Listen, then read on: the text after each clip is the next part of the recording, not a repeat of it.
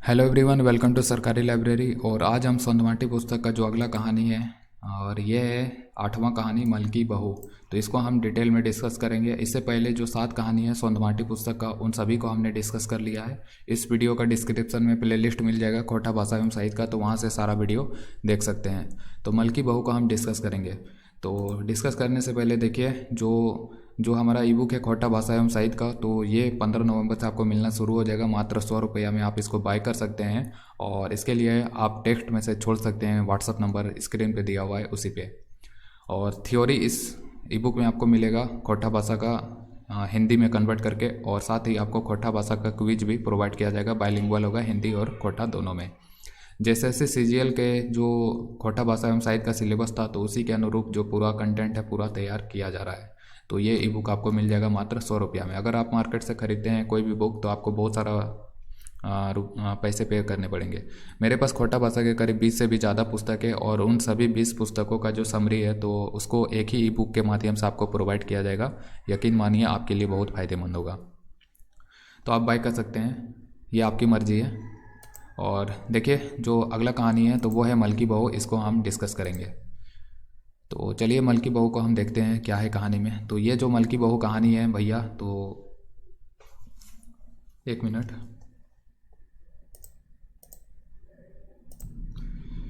इस कहानी में जो सामाजिक बुराई है दहेज प्रथा, तो दहेज प्रथा के खिलाफ मतलब कि उसी के बारे में मतलब कि लेखक के द्वारा जिक्र किया गया है।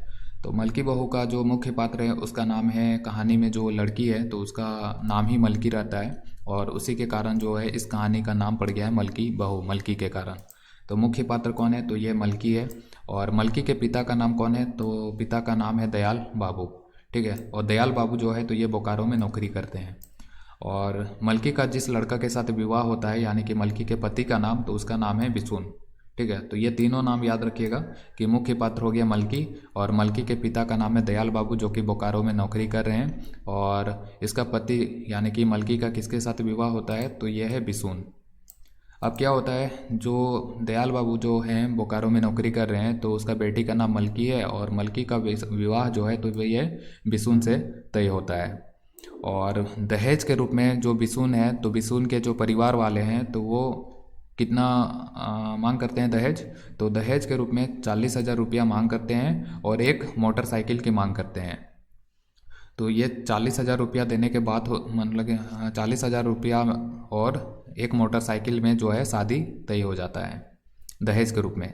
और नगद के रूप में जो है जब शादी होता है, तो नगद के रूप में 40,000 रुपया दे दिया जाता है। और जो मोटरसाइकिल है यानी कि बाइक, तो ये 2 साल के बाद यानी कि शादी के 2 साल के बाद देने का बात तय होता है।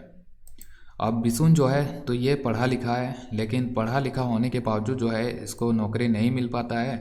और नौकरी नहीं मिलने के कारण अब इसके पास कोई रोज़गार है नहीं। अब शादी भी कर लिया है, रोज़गार भी नहीं है, नौकरी है नहीं, तो जाहिर सी बात है पैसे का तो ज़रूरत पड़ेगा। अब पैसे का ज़रूरत पड़ेगा तो वो क्या करेगा, तो ये पढ़ा लिखा है तो ये खेती भी नहीं करना चाहता है। ये सोचता है कि खेती क्या करेंगे, पढ़ लिख के कोई खेती करना चाहता है, आप भी नहीं करेंगे, तो कोई नहीं करना चाहता है पढ़ने लिखने के बाद, मतलब कि खेती नहीं करना चाहता है। तो इसी तरह से जो विशुन है, तो विशुन भी खेती नहीं करना चाहता है। और खेती नहीं करेगा तो अब करेगा क्या, तो वो बिजनेस शुरू करता है, मतलब शुरू करना चाहता है बिजनेस। और बिजनेस शुरू करने के लिए चाहिए उसको पैसे। ठीक है, पैसे चाहिए। तो पैसे कहाँ से मिलेगा भैया, तो ये सोचता है कि जो दयाल बाबू जो कि उसको 2 साल के बाद एक मोटरसाइकिल देंगे, तो ये सोचता है कि हम मोटरसाइकिल के बदले मतलब कि पैसा ही ले लेंगे। भले मोटरसाइकिल का दाम मान लो 50,000 है, तो ये सोचता है कि चलो मोटरसाइकिल का ले लेंगे, तो गाड़ी की जगह हम पैसा ही ले लेते हैं 50,000, और उस 50,000 से हम मतलब कि एक बिजनेस शुरू कर लेंगे। तो ये इसके दिमाग में आता है, और इसी के कारण से ये ससुराल जाता है। और ससुराल जाने के बाद ये दयाल बाबू से यानी कि अपना ससुर से कहेगा कि ससुर जी हमें पैसा मतलब मोटरसाइकिल नहीं चाहिए, हमें उसके बदले पैसा दे दीजिए ताकि हम बिजनेस शुरू करेंगे।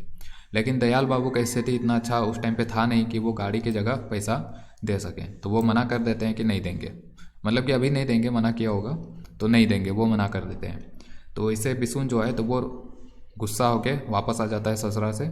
और जब वापस आ जाता है तो उसके बाद ससुराल में जो है भैया ये जो मलकी है, तो मलकी के साथ बहुत ही शोषण किया जाता है, पति के द्वारा और उसके सास ससुर के द्वारा, सभी के द्वारा मलकी पे पूरा शोषण किया जाता है। मलकी को जो है उसका मतलब कि शोषण किया जाने लगता है, जैसे कि उसके साथ मारपीट किया जाने लगा ससुराल में, खाना पीना में कटौती किया जाने लगा, गाली गलौज दिया जाने लगा। तो बहुत प्रकार से मलकी के साथ ससुराल में अब शोषण किया जाने लगा, क्योंकि बिशुन जिस सोच के साथ दयाल बाबू के घर पे गया था कि उसे पैसा मिलेगा, लेकिन उसे पैसा नहीं मिला। तो इसी के कारण अब मलकी के साथ जो है वहाँ पे ससुराल में बहुत ज़्यादा शोषण किया जाने लगा। तो मलकी जो है तो इसके बारे में अपना ससुराल में भी बताएगी, यानी कि ससुराल नहीं, अपना नैहर में, यानी कि अपने पिता दयाल बाबू को भी बताती है कि मेरे ससुराल में बहुत मारपीट हो रहा है, मेरे पति मार रहे हैं, सास ससुर मार रहे हैं। तो ये अपने पिता को बताती भी है दयाल बाबू को, लेकिन दयाल बाबू उसको कह देते हैं चाहे कुछ भी हो, ससुराल के बाहर मतलब कि पाँव नहीं रखना है। तो दयाल बाबू उसको कहते हैं कि भले तुम्हारा पति या ससुराल में कितना भी अत्याचार हो, कितना भी मारपीट हो, लेकिन तुम्हें अपना ससुराल छोड़ के यहाँ नहीं आना है। तो वो मना कर देते हैं। तो जितना भी शोषण होता है, सब प्रकार का शोषण जो है मलकी सहती है अपना ससुराल में। और इसी दौरान जो उसके पेट में बच्चा था, तो उस बच्चा का भी मतलब कि वो नष्ट हो जाता है पेट में ही। और पेट में नष्ट हो गया उसका बच्चा, और धीरे धीरे जो है बच्चा भी नहीं होता है, तो उस पर यह भी लालचन लगाया जाता है कि वो बांझ है, बच्चे को जन्म नहीं दे सकती है। तो इस तरह से भी मलकी के कैरेक्टर पे लांछन लग जाता है कि वो बांझ है। और एक दिन जो बिशुन है तो वो दूसरा शादी कर लेगा, और दूसरा शादी करने के बाद जो मलकी है तो मलकी के साथ और भी ज़्यादा शोषण होने लगता है। जब भी वह ससुराल जाने की बात कहती है तो उसका पति बिशुन उसके साथ खूब मारपीट करता था, खूब अत्याचार करता था।